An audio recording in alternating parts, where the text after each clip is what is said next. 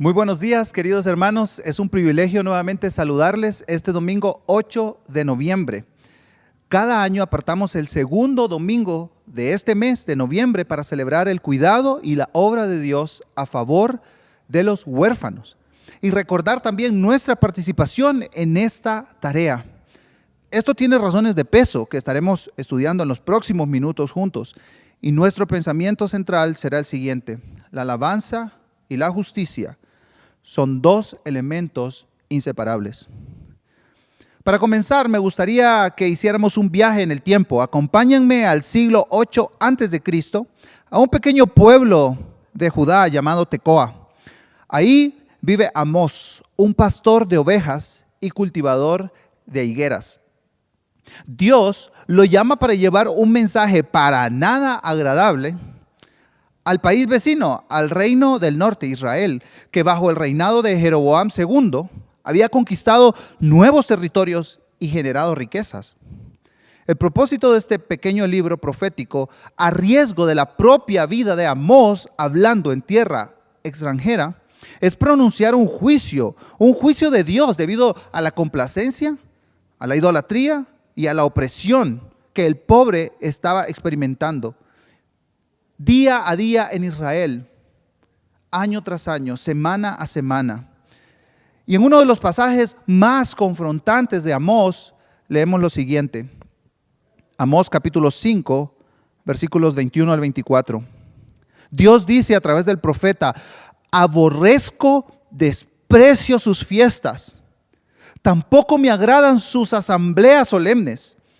Aunque ustedes me ofrezcan holocaustos y sus ofrendas de grano, no los aceptaré, ni miraré a las ofrendas de paz de sus animales cebados. Aparten de mí el ruido de sus cánticos, pues no escucharé ni siquiera la música de sus arpas. Pero corra el juicio como las aguas y la justicia como una corriente inagotable. Una pregunta aquí, hermanos: ¿por qué el mensaje de Dios es tan severo para Israel? Una de las acusaciones a lo largo del libro era que Israel estaba viviendo una contradicción entre la religión que practicaban y la realidad social que se vivía. Los líderes religiosos, económicos y políticos iban a celebraciones en los templos para alabar y adorar al Dios de su propia imaginación, mientras no había juicio y justicia en el pueblo.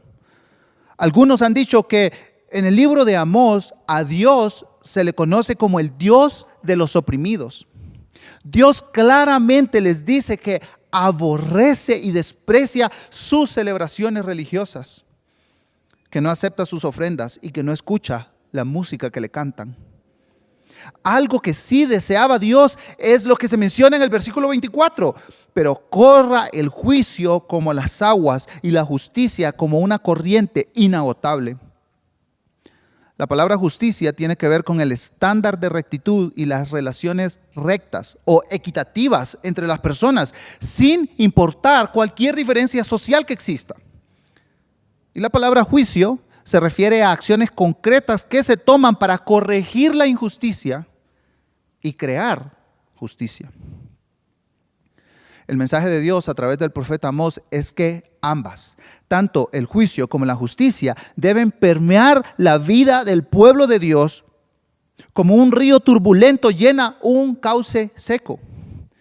Y eso no estaba sucediendo en Israel. La realidad social de esta nación y especialmente de sus líderes religiosos era una clara evidencia de una vida de alabanza vacía. Y Dios mismo les dice: yo detesto esto, yo aborrezco lo que ustedes hacen. Alabanza y justicia son dos elementos inseparables. Dios, hermanos, rechaza la alabanza cuando no hay justicia. Ahora, esto me hace hacerme una pregunta a mí. Es una pregunta muy personal. ¿Podría llegar un momento en el cual Dios aborrezca mi culto? ¿Que Dios no mire con agrado mis ofrendas económicas? ¿Será que Dios se tapará los oídos al escucharme cantar y al escuchar los instrumentos? Para tratar de entender más a profundidad estos conceptos, les pido que me acompañen a los Salmos. Este libro concluye con 5 poemas de adoración al Dios de Israel. Y el Salmo 146 comienza lo que algunos han llamado el epílogo del libro de los Salmos. Y estos 5 salmos componen un bloque que ha sido conocido como los salmos de aleluya. Cada uno de estos últimos salmos comienza y termina con la misma palabra, aleluya. Es una palabra que básicamente da una orden o una invitación en el idioma hebreo para decirle a un grupo de personas que alaben a Jehová. Estos poemas nos acercan a la alabanza a Dios desde diferentes ángulos. Y este Salmo 146 es anónimo. Nos ayuda a profundizar más en estas ideas que van de la mano, tanto la alabanza como la justicia. Leamos el Salmo entero para percibir estas ideas. Salmo 146. Aleluya, oh alma mía, alaba al Señor. Alabaré al Señor mientras yo viva, cantaré alabanzas a mi Dios mientras yo exista. No confíen ustedes en príncipes, ni en hijo de hombre en quien no hay salvación. Su espíritu exhala, él vuelve a la tierra. En ese mismo día perecen sus pensamientos. Bienaventurado aquel cuya ayuda es el Dios de Jacob, cuya esperanza está en el Señor su Dios, que hizo los cielos y la tierra, el mar y todo lo que en ellos hay, que guarda la verdad para siempre, que hace justicia a los oprimidos y da pan a los hambrientos. El Señor pone en libertad a los cautivos, el Señor abre los ojos a los ciegos, el Señor levanta a los caídos, el Señor ama a los justos. El Señor protege a los extranjeros, sostiene al huérfano y a la viuda, pero frustra el camino a los impíos. El Señor reinará para siempre. Tu Dios, oh Sión, por todas las generaciones. Aleluya. Yo, hermanos, titularía este salmo Alabanza y justicia, 2 elementos inseparables. Comencemos con la alabanza que se nos describe en los versículos 1 y 2. Aleluya, oh alma mía, alaba al Señor. Alabaré al Señor mientras yo viva. Cantaré alabanzas a mi Dios mientras yo exista. El salmista abre este salmo con la expresión hebrea, aleluya. Para muchos cristianos, esta es la palabra más alegre para alabar al Creador.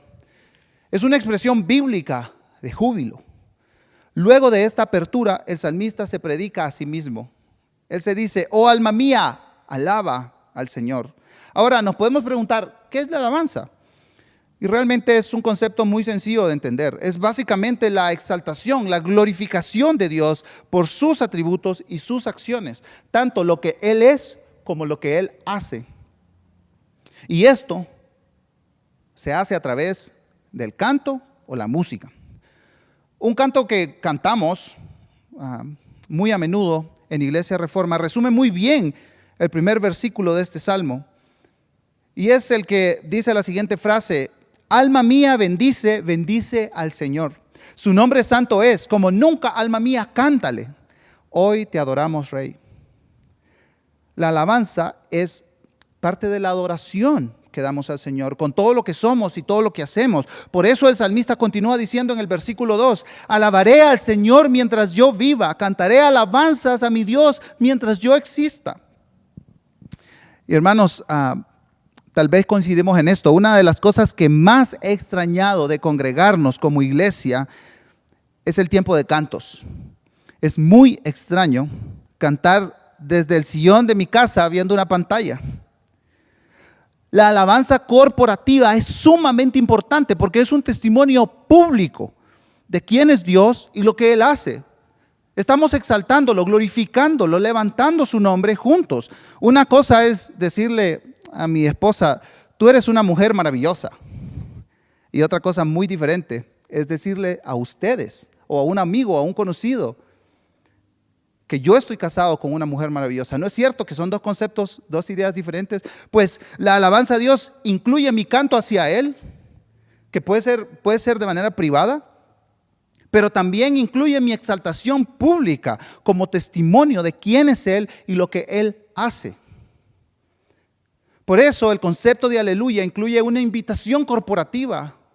Alaben al Señor, alabemos al Señor, y el salmista se incluye a sí mismo en esta alabanza constante. Pero si nos damos cuenta, el salmista comienza en los versículos 1 y 2 con una fuerte alegría inicial. Y súbitamente, esto es interrumpido con temas más complejos y pesados. Al menos yo, naturalmente, no incluiría en mi alabanza estos asuntos que veremos a continuación. Miren conmigo los versículos 3 al 10. Y en estos versículos vamos pensando en nuestra segunda palabra importante, justicia. No confíen ustedes en príncipes, ni en hijo de hombre, en quien no hay salvación. Su espíritu exhala y vuelve a la tierra. En ese mismo día perecen sus pensamientos. Bienaventurado aquel cuya ayuda es el Dios de Jacob, cuya esperanza está en el Señor su Dios, que hizo los cielos y la tierra, el mar y todo lo que en ellos hay. Que guarda la verdad para siempre, que hace justicia a los oprimidos y da pan a los hambrientos. El Señor pone en libertad a los cautivos, el Señor abre los ojos a los ciegos, el Señor levanta a los caídos. El Señor ama a los justos, el Señor protege a los extranjeros, sostiene al huérfano y a la viuda, pero frustra el camino a los impíos.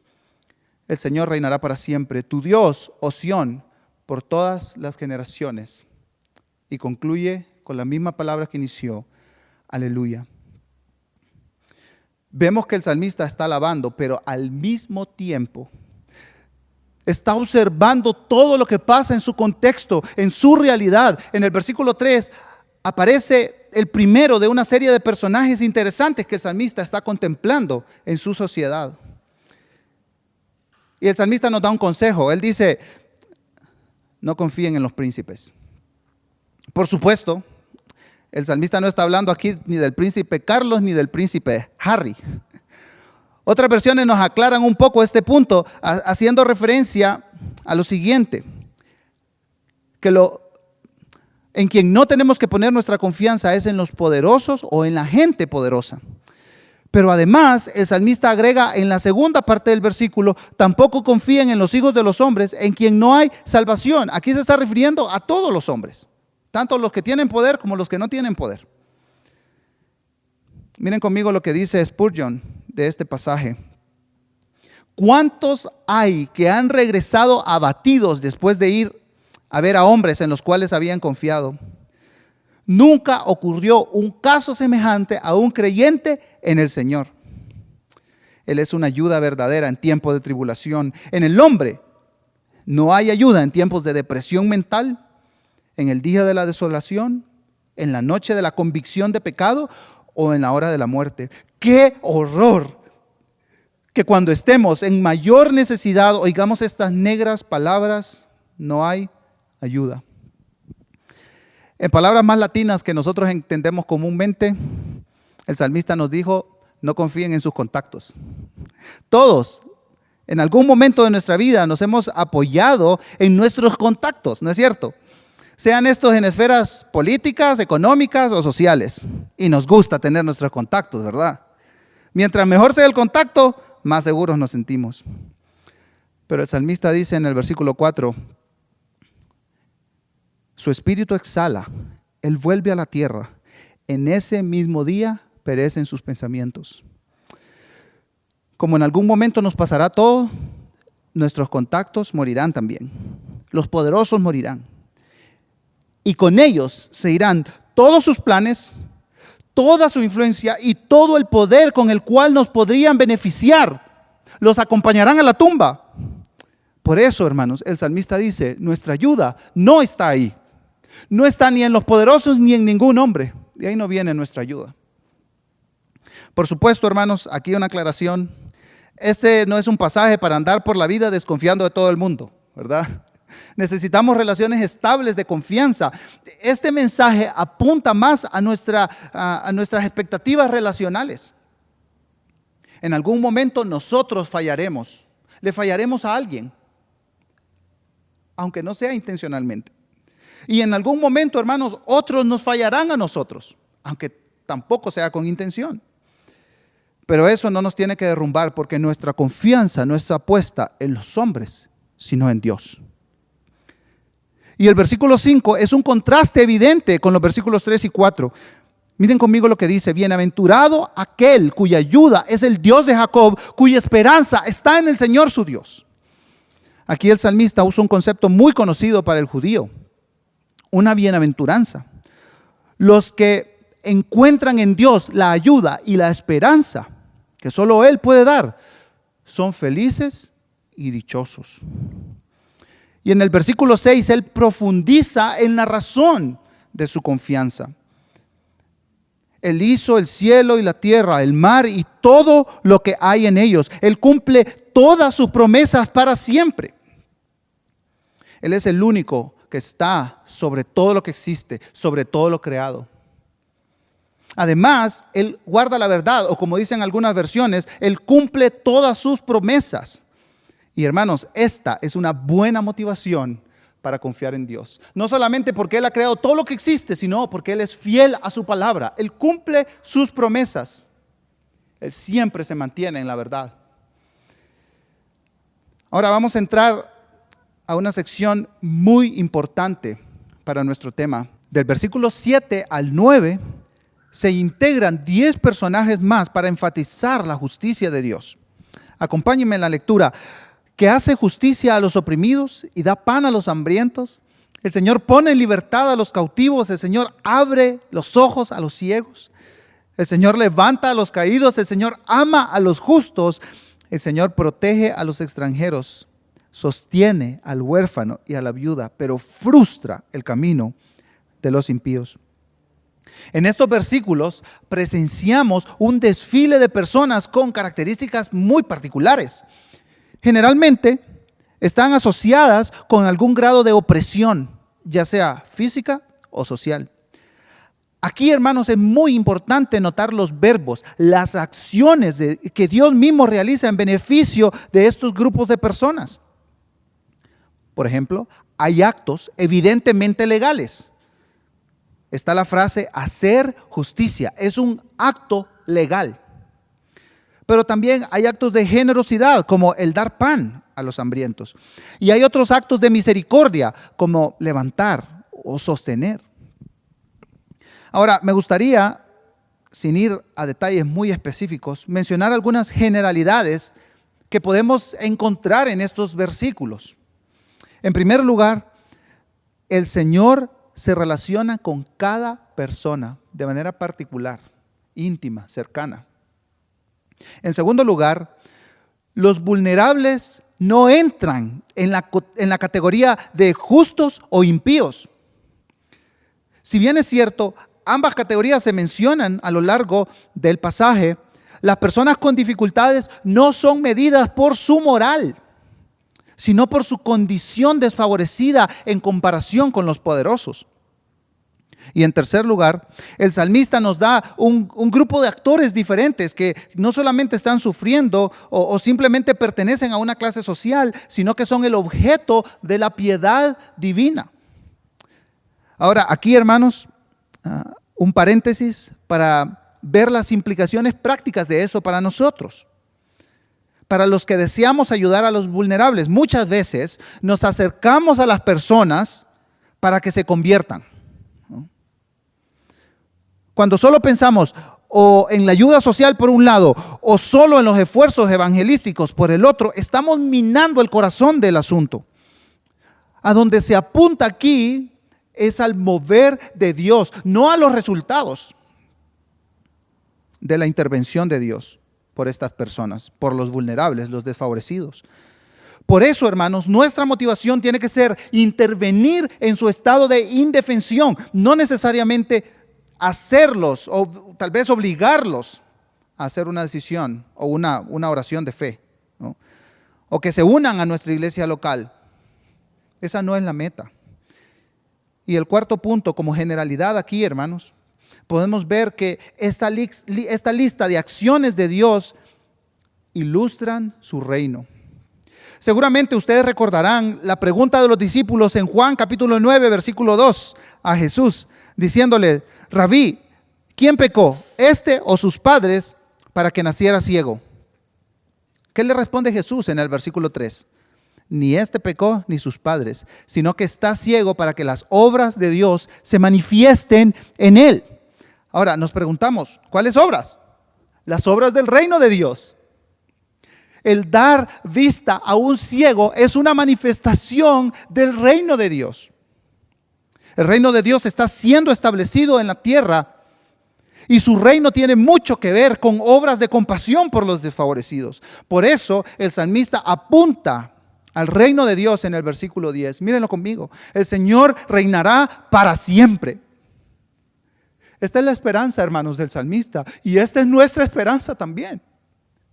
Que un día, hermanos, en el reino justo y perfecto de Dios, reinará la paz. Y el Señor quitará toda lágrima de nosotros.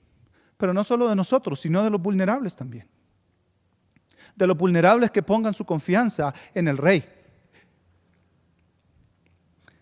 El salmista termina diciendo: el Señor reinará para siempre. Tu Dios, oh Sión, por todas las generaciones. Aleluya.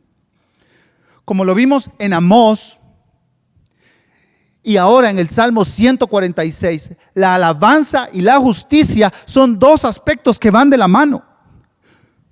Porque alabamos a un Dios justo que no ignora a los desfavorecidos, que se interesa por ellos. Ahora, hermanos, el mensaje de este domingo del huérfano no es el siguiente: esfuérzate lo más que puedas para alabar a Dios. Y además, haz todo lo que puedas para hacer bien a los necesitados. Ese no es el mensaje, hermanos. Acompáñenme al Evangelio de Lucas, donde una escena maravillosa, fantástica, nos da la esperanza que necesitamos y que es imposible encontrar en nuestra fuerza de voluntad o habilidad para cantar, o ganas y emoción para servir a otros. Lucas capítulo 4, versículo 16 en adelante. Jesús llegó a Nazaret, donde había sido criado, y según su costumbre entró en la sinagoga el día de reposo y se levantó a leer. Antes de leer el resto del pasaje, vamos a hacer una pausa en nuestra lectura para imaginar la escena que nos relata Lucas aquí. Era un sábado, era un día de reposo como cualquier otro en Nazaret. Un líder de la sinagoga se levantó, se puso al frente e invitó a todos los presentes con la siguiente palabra: aleluya. Alabemos juntos al Señor. Siglo tras siglo, año tras año, sábado tras sábado, nunca la alabanza había sido perfecta. La alabanza a Dios siempre había estado afectada por el pecado, la frustración, la lascivia, el odio, el chisme, el rencor, la falta de perdón, la codicia, la envidia, la avaricia, la lujuria, la hipocresía y muchas cosas más. Pero no ese sábado. La alabanza que salió de un joven judío era diferente. Era una alabanza pura. Jesús, consciente de su manifestación como Dios encarnado, ese día elevó una alabanza sincera y perfecta. Al escuchar la palabra aleluya, Jesús se levantó de su asiento y él dijo: sí, Padre, yo te alabaré y haré grande tu nombre ante todas las naciones.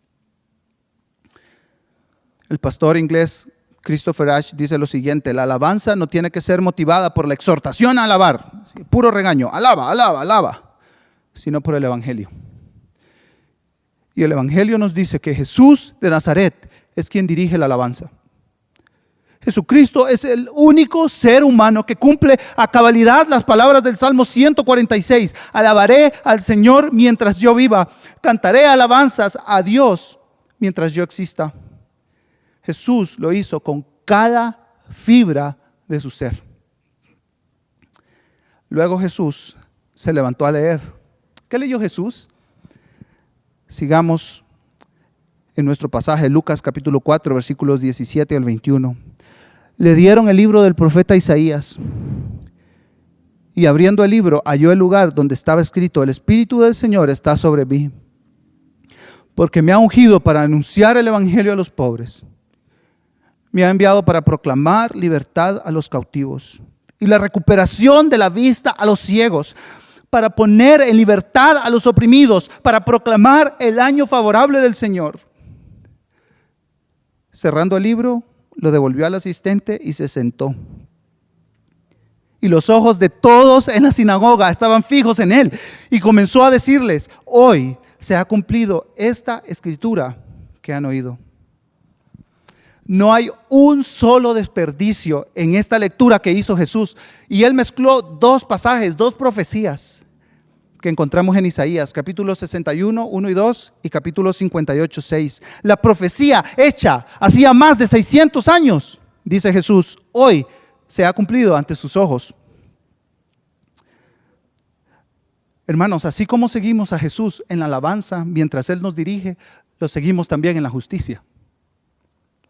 Ningún ser humano puede restaurar completamente a otro por iniciativa o poder propio. Lo único que podemos hacer es seguir los pasos de Jesús, quien proclamó ser la promesa de Dios al mundo para nuestra restauración. No hay otro camino. Toda iniciativa de apoyo a los vulnerables no es mi misión, no es mi proyecto. Es la misión de Jesús. No hacemos esto, hermanos, por ley, por obligación o simplemente para callar nuestras conciencias, sino que seguimos los pasos del Maestro. Evidentemente nuestros tiempos no son los tiempos del profeta Amós o los tiempos del salmista o los tiempos de Jesús, pero sí vemos acciones y actitudes contra la justicia que mientras cantamos en nuestros servicios tienen que ser denunciadas. Pero Cristo nos muestra el camino, hermanos. Jesucristo es quien nos guía en la alabanza y Él mismo nos guía en la acción de restauración de este mundo caído. Por supuesto, hay una tentación muy grande de regresar a reunirnos en esta bodega para cantar, alabando a Dios, mientras miramos a otro lado para no ver la injusticia que nos rodea. Y eso fue lo que Dios condenó de Israel en los tiempos de Amós. Por eso, hermanos, cada año, cada noviembre, celebramos el domingo por el huérfano. Para no olvidarnos de la tarea que tenemos como seguidores de Jesús. Por supuesto, no todos estamos llamados a adoptar de por vida a un niño sin padres o un niño en riesgo, no. Pero tal vez estamos llamados a recibir a alguien temporalmente en nuestras familias. Y todos a brindar apoyo a los que ya están mentoreando en hogares, a los que están en acogimiento temporal o a aquellos que están adoptando legal y permanentemente. Tal vez tenemos la posibilidad de ofrendar con las ganancias de nuestras empresas, nuestros trabajos, negocios, para la causa del oprimido, para que haya justicia en la tierra, dar trabajo a jóvenes o señoritas que salen de hogares de acogimiento por cumplir la mayoría de edad. Definitivamente, hermanos, todos estamos llamados a orar al juez justo que no pasa desapercibidas estas cosas, que no se aleja de nuestro mundo y nos deja nuestra suerte. Jesús mismo nos dijo: el Padre les hará justicia, así que insistan en pedir. O tal vez Dios te está inquietando para que vayas a otros lugares donde no se conoce el nombre de Dios para luchar por la injusticia, contra la injusticia y darlo a conocer con tu alabanza. A lugares, por ejemplo, como Senegal, en África Occidental, donde en números conservadores hay más de 100,000 niños en las calles sometidos a una explotación sistémica aprobada por las autoridades, por los poderosos en este país de mayoría musulmana. Hermanos, es muy fácil pensar, alguien más lo hará. O peor aún, todavía vienen a nuestra América Latina muchos misioneros de los Estados Unidos con recursos y tiempo. Ellos lo van a hacer. Pero eso, hermanos, es completamente contrario a nuestro llamado como hijos de Dios. Eso es excusarnos en lo que otros pueden hacer. La alabanza y la justicia van de la mano, son inseparables. Podemos seguir cantando, aunque alabemos a Dios de manera imperfecta, todavía luchando contra nuestro propio pecado. Pero también alabando mientras seguimos a Cristo, siendo consecuentes con el Dios a quien alabamos. Si Él opera a favor de los vulnerables, nosotros también. Y hermana, cierro con estas conclusiones. Para aquellos que buscan la justicia sin alabanza, te será un trabajo imposible de llevar a cabo. Tus fuerzas se acabarán y quedarás exhausto viendo tanta opresión. La alabanza es la gasolina que mueve el vehículo de la compasión. Recordemos además que la invitación a la transformación es para todos, no solo para los vulnerables. No es que los buenos cambian a los pobres, a los malos, a los necesitados. Es que todos necesitamos transformación. Ahora, hermanos, para los que alabamos sin buscar la justicia, es posible que, como en los tiempos de Amós, nuestro canto no esté siendo recibido por el Dios que adoramos y necesitamos revisar nuestros caminos. Como el Señor le dijo al pueblo de Israel a través del profeta Amós: búsquenme y vivirán.